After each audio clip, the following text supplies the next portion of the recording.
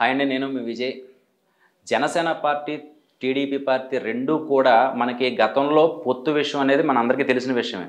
So ఈ రోజున ఇద్దరికీ కూడా ఒక పొత్తుకి పలానా టైం పెట్టి వీళ్ళిద్దరూ కూడా ఎన్ని సీట్లు ప్రకటించాలి, ఎవరికి ఎలాంటి పదవులు ఇవ్వాలనేది మనం ఇప్పుడు చూసాం అప్డేట్స్ అన్నీ కూడా.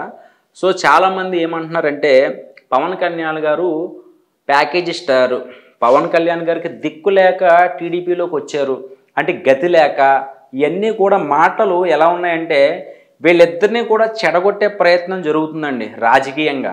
సో ప్రజలకి న్యాయం జరగాలి అంటే కనుక ఎవరో ఒకళ్ళు చేస్తే మంచిదే. సో ఆయన కష్టాల్లో ఉన్నప్పుడు లేకపోతే జైల్లో ఉన్నప్పుడు పవన్ కళ్యాణ్ గారు ముందడుగేసి నేనున్నాను అని చెప్పి ధైర్యం చెప్పి తెలుగుదేశం కార్యకర్తలు అవనివ్వండి, బాలకృష్ణ గారు అవనివ్వండి, వీళ్ళందరూ కూడా అంటే లోకేష్ గారితో సహా పవన్ కళ్యాణ్ గారు ఉంటే దీనికి బలం చేకూరుతుంది అని చెప్పి మరీ వాళ్ళందరూ కూడా ప్రకటించారు. సో ఈ రోజున దాని మీద బురద జల్లే కార్యక్రమం జరుగుతుంది, రకరకాల గొడవలు పెట్టే కార్యక్రమం కూడా జరుగుతుంది. మనం చూస్తున్నాం ప్యాకేజీ స్టార్ అనే ముద్ర రావడానికి ఆయనకి గతి లేక కాదు. ఆయన ఒక్క సినిమా చేస్తే కొన్ని కోట్ల రూపాయలు వస్తాయి. 10 సినిమాలు అడ్వాన్స్ తీసుకుంటే ఆయనకి ఎందుకండి ప్యాకేజ్? అందరూ ఆయన కాళ్ళ దగ్గరికి వస్తారు. ఆయన సినిమా అవకాశం ఇస్తే చాలరు అని ఎంతోమంది ప్రొడ్యూసర్స్ రెడీగా ఉన్నారు. సో ఏంటి అంటే ఇప్పుడు వీళ్ళిద్దరూ కూడా వేడినీళ్ళకి చన్నీళ్ళు తోడుగా చంద్రబాబు నాయుడు గారికి పవన్ కళ్యాణ్ గారు ఉన్నారు. సో పవన్ కళ్యాణ్ గారు లేకపోయినా సరే ఈసారి ఇన్ని సంవత్సరాలు వెయిట్ చేశారు కాబట్టి సో ఆయనకు వచ్చే అవకాశాలు ఉన్నాయి, సీట్లు వచ్చే అవకాశాలు ఉన్నాయి, ఏదో ఒక మంచి పదవులు అయితే ఉంటారు. సో సీఎం అవ్వకపోయినా పర్వాలేదు, నేను ప్రజలకు న్యాయం చేస్తాను.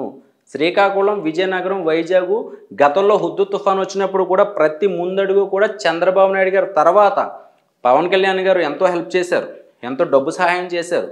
సో ఏదొచ్చినా కూడా పవన్ కళ్యాణ్ గారు పార్టీ తరపున ఏం చెప్తున్నారంటే మీరు నన్ను ఒక హీరోగా చూసి నా ఫొటోస్ కోసము లేకపోతే నేను జనసేన కార్యకర్తనని పబ్లిక్ చేసుకోవడానికి కాదు, పార్టీ కోసం పనిచేసే ప్రతి మనిషి నాకు కావాలి, నా వెనకాలండి పార్టీ కోసం పనిచేసే వ్యక్తి కావాలి. అంతేకాని ఏదో పబ్లిసిటీ చేసుకోవడానికో ఫొటోస్ తీసి స్టేటస్లు పెట్టుకోవడానికో నాకు వద్దు అని క్లియర్ కట్గా చెప్పారు.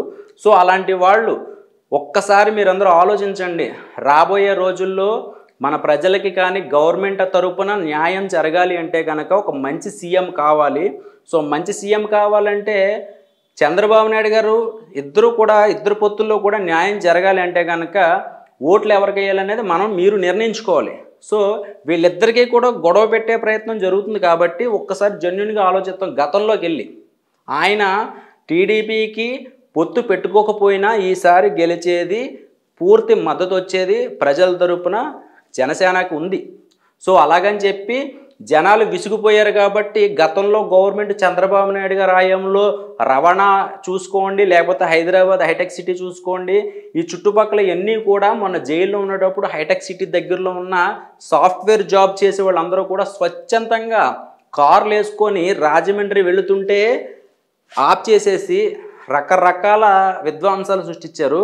సో అవన్నీ దృష్టిలో పెట్టుకుని మనకి రానున్న రోజుల్లో ఎవరికి ఓటేస్తే బాగుంటుందో మీరే నిర్ణయించుకోండి, అంతే.